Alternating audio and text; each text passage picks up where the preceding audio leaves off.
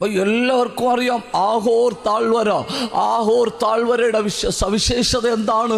ഒരു കുടുംബം തകർന്ന സ്ഥലം, ഒരു വീട് നഷ്ടപ്പെട്ട സ്ഥലം, തലമുറകൾ തകർന്ന സ്ഥലം, കണ്ണടച്ച് കണ്ണ് തുറക്കുന്നതിന് മുമ്പ് ഒരു കുടുംബം ഇല്ലാതെ ആയിപ്പോയ സ്ഥലം, അതാണ് ആഹോർ താഴ്വര. പക്ഷെ യോശുവ വീണ് കിടന്നതിൻ്റെ മറുപടി പറഞ്ഞിരിക്കുന്നത് അവിടെ അല്ല. യോശുവ വീണ് കിടന്നതിൻ്റെ മറുപടി പറഞ്ഞിരിക്കുന്നത് ഹോശിയ പ്രവാചകന്റെ പുസ്തകം 2-ാം അധ്യായം അതിൻ്റെ 15-ാം വാക്യം. അവിടെ നിന്ന് ഞാൻ അവർക്ക് മുന്തിരിത്തോട്ടങ്ങളെയും പ്രത്യാശയുടെ വാതിലായി ആഹോർ താഴ്വരയും കൊടുക്കും. അവിടെ വച്ച് ഞാൻ അവൾക്ക് പ്രത്യാശ വാതിലായി ആഹോർ താഴ്വരയെ കൊടുക്കും.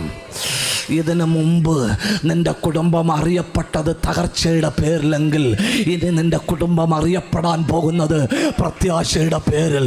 ഇതിനു മുമ്പ് നിന്റെ കുടുംബം അറിയപ്പെട്ടത് പാപത്തിൻ്റെ പേരിലെങ്കിൽ ഇനി നിന്റെ കുടുംബം അറിയപ്പെടാൻ പോകുന്നത് അത്ഭുതത്തിൻ്റെ പേരിൽ.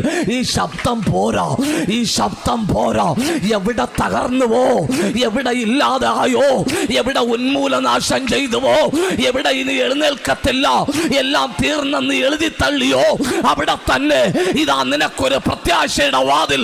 എപ്പോഴെന്നറിയാമോ? നീ വീണാൽ, എവിടെ വീണാൽ, ദൈവത്തിന്റെ സന്നിധിയിൽ വീണാൽ കരമടിച്ച് ആരാധിക്ക.